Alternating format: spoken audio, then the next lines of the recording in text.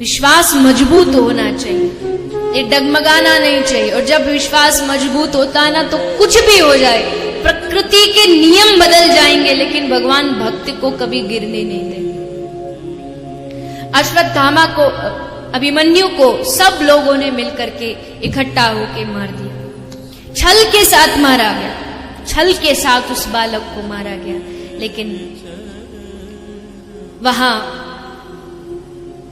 अभिमन्यु का दाह संस्कार हो रहा है। जयद्रथ आता है, जयद्रथ अग्निदान देने के लिए, श्रद्धांजलि देने के लिए आगे बढ़ता है। अर्जुन रोकता है कि तू आगे मत बढ़, क्योंकि तू अभिमन्यु के मृत्यु का कारण है। और आज अर्जुन में प्रतिज्ञा करता हूं कि कल अगर सूर्यास्त से पहले तुझे मार नहीं दिया तो मैं सबके सामने, सबके समक्ष खड़ा होकर अग्नि में अपने शरीर को त्याग दूं।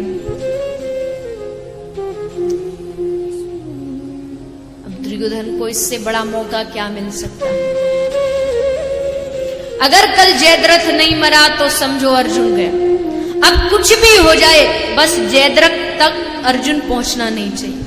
पूरी जितनी सेना, जितना बल सब लगा दिया जयद्रथ की सुरक्षा में। उसके शिविर के बाहर लाइन लगी है रक्षकों की। अर्जुन ने युद्ध आरंभ किया। करते करते करते आगे बढ़ता बढ़ता बढ़ता अर्जुन पूरी शक्ति लगा दी, लेकिन पहुंचने में असमर्थ है, नहीं पहुंच पा रहा जयद्रथ के पास। सांझ होती जा रही है, सूर्य ढलने का वक्त नजदीक आता जा रहा है, नजदीक आता जा रहा है। दुर्योधन बड़ा खुश हो रहा है मन ही मन कि चलो अच्छा हुआ, सूर्यास्त होने वाला और ये देखो अब तो गया ये काम से। बड़ा खुश है मन ही मन। अर्जुन घबरा रहा है, लेकिन करूं क्या? भगवान कृष्ण की ओर एक नजर घुमाई, एक नजर देखा, भगवान समझ गए कि अर्जुन अब इसके हाथ में नहीं। कृपा सिंधु भगवान ने अपनी नजर ऊपर घुमाई। जैसे नजर ऊपर घुमाई तुरंत सूर्यास्त हो गया। सूर्यास्त हो गया, चारों तरफ अंधेरा छा गया। दुर्योधन खुश हो गया, जयद्रथ नाचने लगा कि आज तो अर्जुन अब गया। जिस बिल में छुपा बैठा था वहां से निकल करके बाहर आ गया। दुर्योधन भी खुशी खुशी बाहर आया, जयद्रथ का हाथ पकड़ के बोले, ले आज अपनी प्रतिज्ञा के अनुसार तू हार गया, चल अब यहां सबके सामने अग्नि में समाधि। अर्जुन ने बाण रखा, धनुष रखा, अग्नि प्रज्वलित की गई और अर्जुन उसमें बैठने ही वाला है। तभी कृष्ण ने कहा, अर्जुन रुक। अर्जुन रुके। तुरंत भगवान कृष्ण ने नजर ऊपर की और जैसे नजर ऊपर की, सूर्य के ऊपर एक बादल की घटा छा गई थी। नजर घुमाते ही घटा हट गई और जैसे घटा हटी सूर्योदय हुआ। भगवान ने कहा, अर्जुन ये रहा सूर्य, ये रहा धनुष और ये रहा जयद्रथ, उठा धनुष बाण और इस पापी का उद्धार कर। धनुष बाण उठाया, सर धड़ से अलग कर। ये कृपा नहीं तो और क्या है?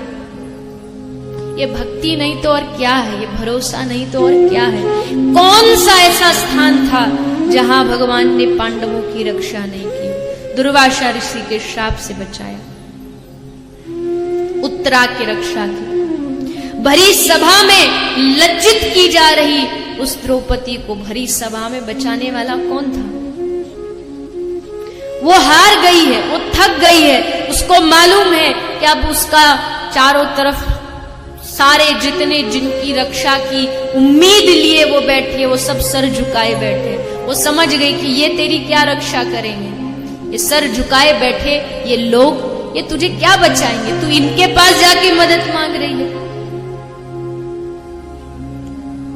ठाकुर को पुकारा और भगवान ने आकर के साड़ी बढ़ाई और इतनी बढ़ाई कि वो दुशासन समझ नहीं पाया साड़ी है कि नारी है, नारी है कि साड़ी है। खींचता खींचता खींचता धड़ाम से पृथ्वी पर धरा पर आ गिरा, लेकिन साड़ी का कहीं अंत नहीं मिला। ये कृपा नहीं तो क्या? जब जब जीवन में कभी कभी भी परिस्थितियां आती हैं तो बस इस इन पांडवों की कथा को याद कर।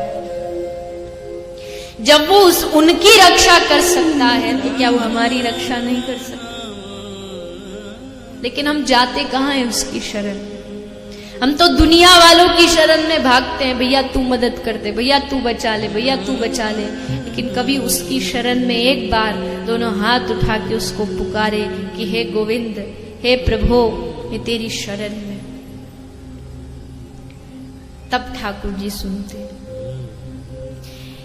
इसलिए पांडवों की कथा बड़ी अद्भुत कथा है, जो भक्ति को, जो विश्वास को दृढ़ करती है। लगता है उन पर कृपा हुई तो कहीं ना कहीं हमारा चांस भी है, हम पर भी कहीं कृपा हो सकती है। बस प्रतीक्षा कीजिए, बस इंतजार कीजिए उसकी कृपा का।